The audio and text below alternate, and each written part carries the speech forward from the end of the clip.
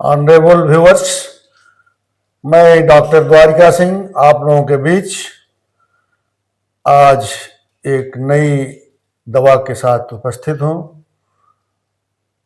दवा का नाम है कार्बोनियम सल्फ। कार्बोनियम सल्फ का स्किन डिजीज में क्या रोल है, इसकी आज मैं चर्चा करूंगा। इस चर्चा के दौरान मैं एक केस हिस्ट्री की बात करूंगा कि जिसको क्योर किया गया है इस दवा से। एक पेशेंट समथिंग्स, मान लीजिए उसका नाम एक्स है, वो मेरे क्लिनिक में आया और उसका कंप्लेंट जो था, उसकी तकलीफ जो थी स्किन डिजीज की थी, जो पिछले 10 वर्षों से प्रभावित था।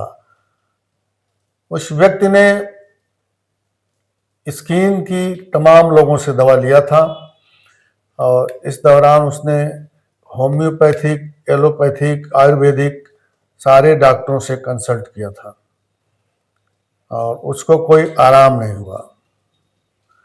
उसको तकलीफ क्या थी?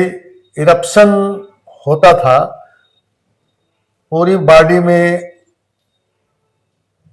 इरप्शन होता था, पिंपल्स जैसे, फुड़िया जैसे, और उसमें वाटरी पस होता था और बहुत ही इंटेंस ईचिंग होती थी। इतनी ज़्यादा खुजली होती थी कि वो बेचैन हो जाता था। और इसकी दवा वो ऑलरेडी एलोपैथिक डॉक्टर से, अन्य होम्योपैथिक और अन्य आयुर्वेदिक डॉक्टर से करा चुका था। वह मेरे क्लिनिक में आया और मैंने उसके केस को देखा और केस टेकिंग के बाद इस नतीजे में पहुंचा कि उसको ग्रेफाइटिस दवा दिया जाए। मैंने ग्रेफाइटिस 6 में उसको दवा दिया, 4 गोली 40 नंबर की गोली बना करके सुबह शाम खाने के लिए 2 टाइम, और 1 महीने के लिए दिया। 1 महीने के बाद जब वो पेशेंट आया तो उसको किसी भी तरह की कोई रिलीफ नहीं थी, कोई आराम नहीं था।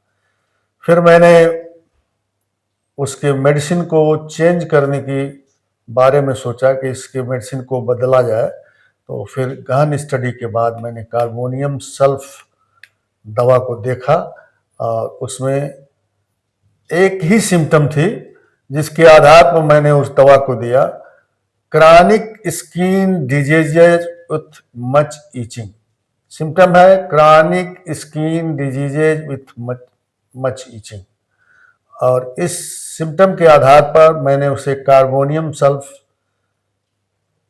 30 में दिया, 4 गोली सुबह और 4 गोली शाम खाने के लिए, 40 नंबर की ग्लोबल्स में, 1 महीने के लिए।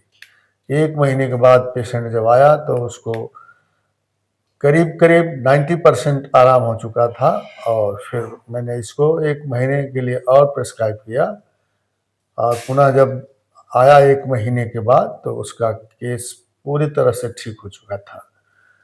ये कार्बोनियम सल्फ जो है स्किन डिजीज में बहुत ही निगलेक्टेड मेडिसिन है, इसका कभी यूज़ नहीं किया जाता है, लेकिन इस दवा की करिश्मा की वजह से मैं आपके बीच इस दवा के बारे में रखता हूँ।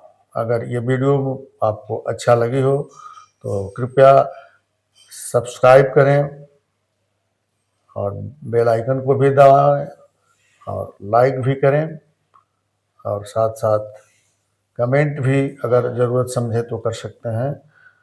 Thank you very much. Thank you.